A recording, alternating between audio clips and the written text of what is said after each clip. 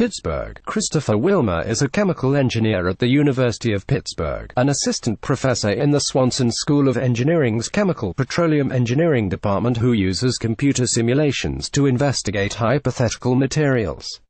Like many people in the technology world these days, he is also interested in blockchain, best known as the fundamental underpinning of the Bitcoin cryptocurrency. But Wilmer has taken his interest to a different level than most, as the co-founding editor of Ledger, the first peer-reviewed academic journal for blockchain and cryptocurrency technology research. He has also co-authored a book called Bitcoin for the Befuddled. There's not anything really specific to chemical engineering that interests me in blockchain technology, Wilmer explained, but I was someone who got interested in 2011, and I realized that there wasn't really a good venue for rigorous research in the field. We met Wilmer at a recent reception with Pitt researchers and scientists in the school's Cathedral of Learning, and had to learn more.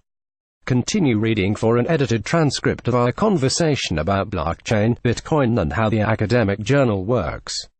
How does your journal compare to other journals in other scientific and academic fields? Wilmer: the journal, by design, is a lot like other journals in its format. We have a traditional peer review process.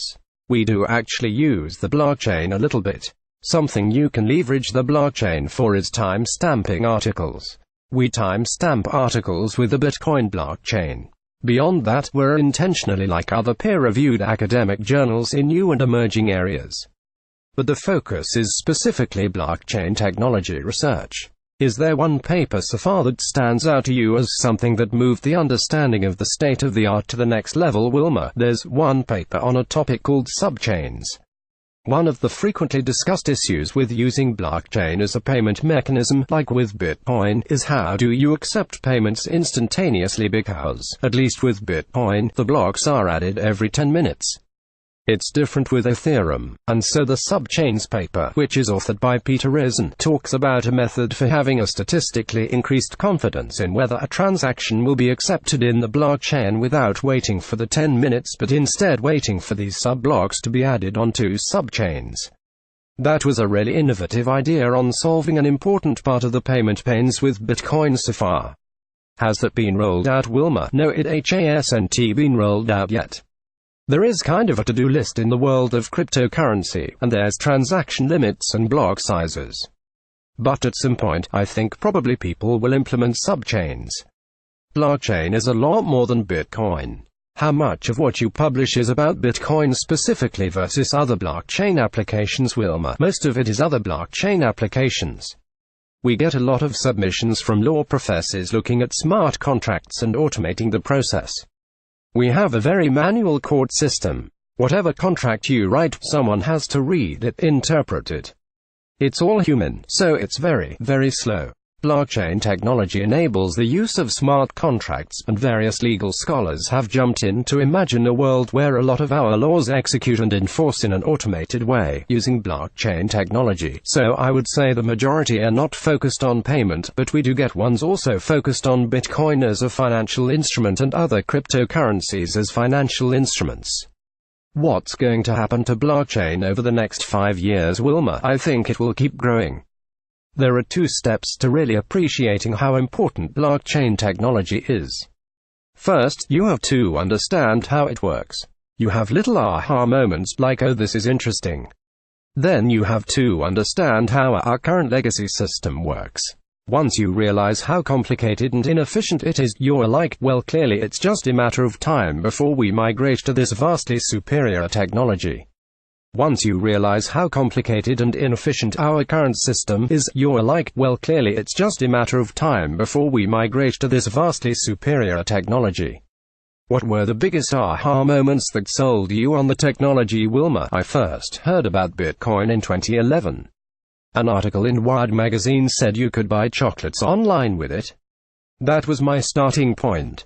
I was just like, oh, I'm going to try to buy chocolates online with this thing called Bitcoin that I can't understand. I went down the rabbit hole, and about 6 months later, I used something called a brain wallet. A brain wallet is where you store Bitcoins in your brain, and so I sent Bitcoins from my laptop to my brain, and then from my brain back to my laptop. Once I did that, I was like, this is really different. How does that work, Wilmer? The important thing about Bitcoins that takes a little while to really sink in is that ownership of Bitcoins amounts to knowing a certain piece of information, and if you know that information, you own those Bitcoins. And usually, this information is handled by phones or computers that people use. It's a subtle but fundamental distinction from, say, a bank password.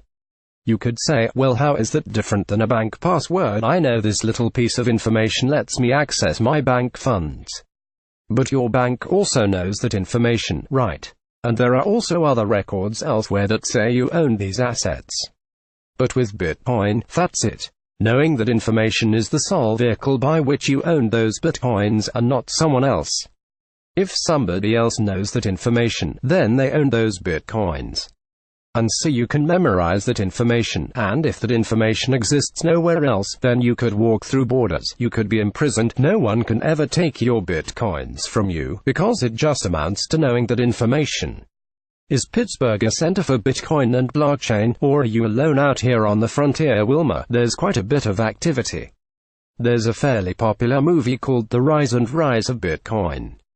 That actually was produced and directed here by Nicholas M. Ross, who was one of the earliest Bitcoin adopters. We also have one of the longest-running Bitcoin meetup groups. Ledger, the Journal of Cryptocurrency and Blockchain Technology Research, is available for free online.